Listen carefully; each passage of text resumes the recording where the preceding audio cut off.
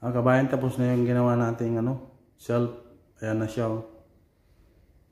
Kaya ganyan yan kabayan kasi yung ilalagay niyan, glass. Glass yung pinaka-shelf niya sa loob. Ito, anong purpose nito? Sa gitna, ayan, hanggang doon sa taas, hanggang baba. Yung gitna ng shelf. Ito yung pinaka-purpose nito kabayan, para yung ito.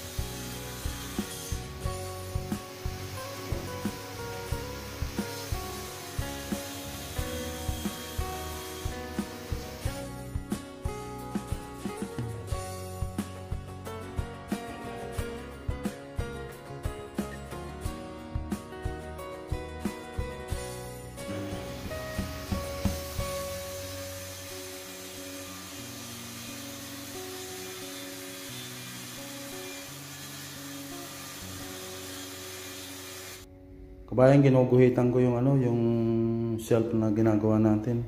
Yung shelf nito, salamin yung ilalagay para sa pharmacy. Yung distansya nito kabayan, 24 cm. Hanggang doon sa taas. Ito yung pinakapaa niya. Ito yung pinakapaa.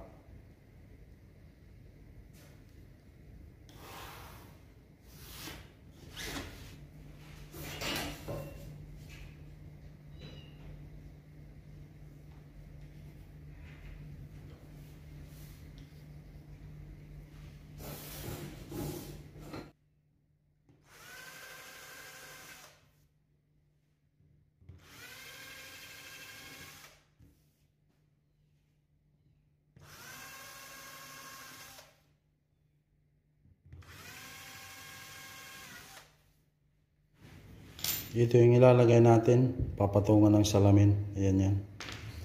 Ayan natin kabayan. Kailangan gumamit ng 4 mili na B.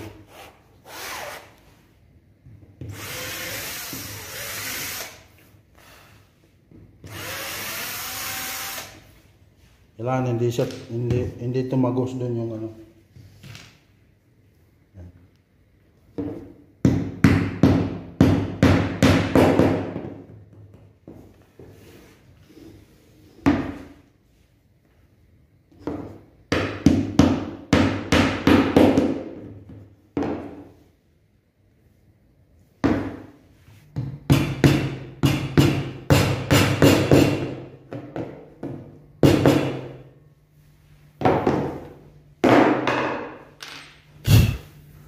Ayan siya kabayan. Papatong dito yung salamin. Ayan. Marami ang kabayan. Ayan na ito. Ito natandaan ko na yung iba. May mga butas na. Ayan. Pero hindi yan tagos doon sa kabilang kabayan. Ayan. Hindi pwedeng tagos. Unti lang butas. Marami ang kabayan gagawin ko. Samahan nyo kabayan baka gusto nyo gumawa rin ng shelf para sa mga tindahan nyo o kaya sa bahay nyo. Gawin ko itong maganda. Sige kabayan, gawin ko muna. Saka lang tayo kita-kita ulit.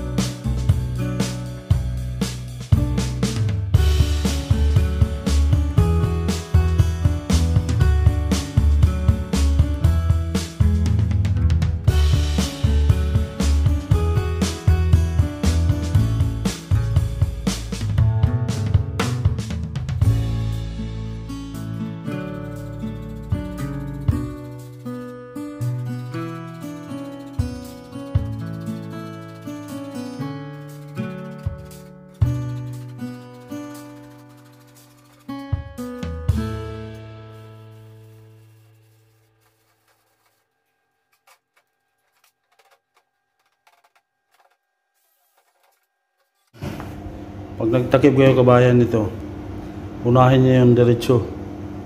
Unahin niyo yung diretso. Tapos pag na-screw niyo na to, kung napakuan, ito naman sa kabila. Yung diretso na to para eskwela. Daw, udo dyan. Yan, kailangan ito muna yung unahin diretso para makuha yung eskwela. Pag na-diretso na to kabayan, ito naman sa kabila para kuha talaga yung eskwela. Tulad nito, pantay na doon. Tapos ito nakalabas. Papasok nyo lang ano. Ayan, eskwela na yan bayan.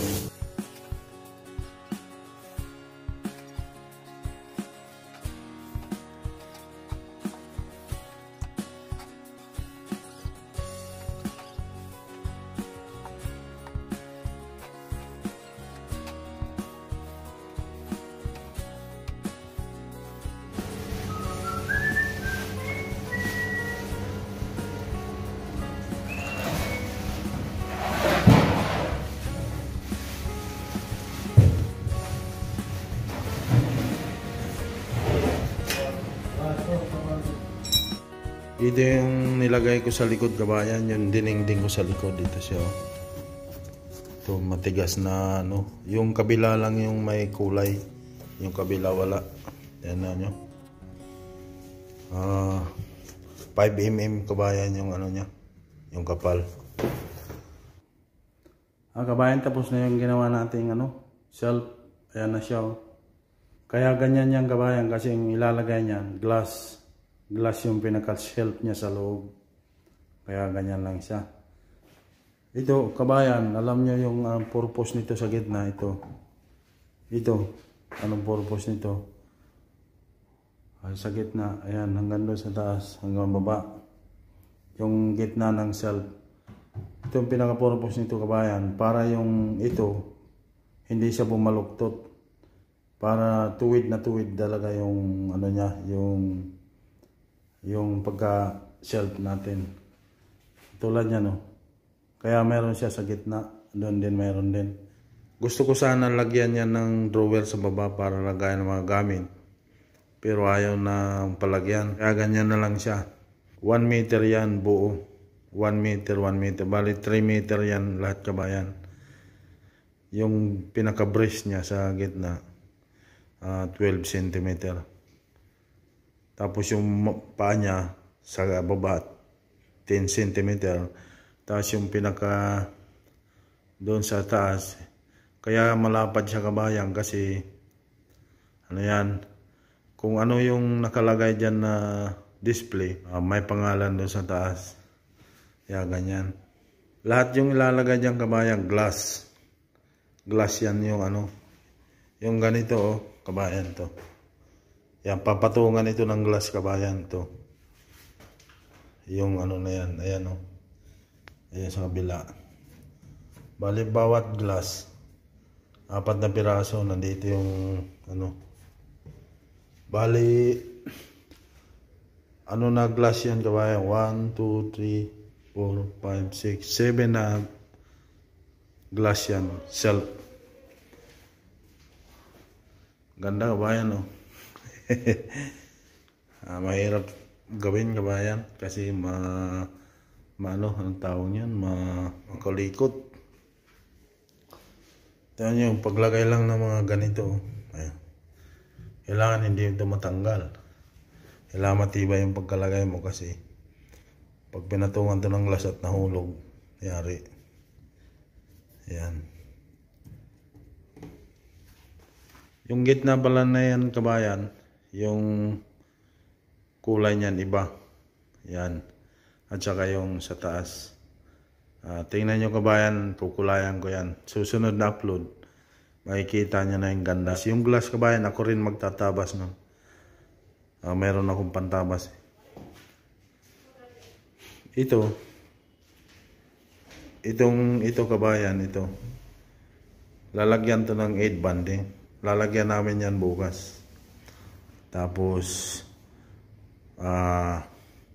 kung nalagyan na 8 banding, anuhin ko lang, konting repair lang kabayan. Konting pintura, yun lang. Tapos na. Yung lapad pala niyan, yung pagganon kabayan, yung pagganon siya. Yung lapad nung plywood na yun, 40 cm yan. Yung lapad lahat kabayan. Lahat. 40 cm by 1 meter yung ano na yan. Ayos no? Ayos ba kabayan? Ito yung table saw natin no? Ayun, natatanggal lang yung ano kabayan no? Oh, okay. Natatanggal lang siya pag ano. Pag kailangan mo yung lamesa, natatanggal siya dito sa kabila. Sige kabayan, sunod naman. Maraming salamat sa inyong suporta kabayan. Sana hindi kayo magsawang sumuporta sa mga na-upload yung video. Sige po kabayan, maraming salamat.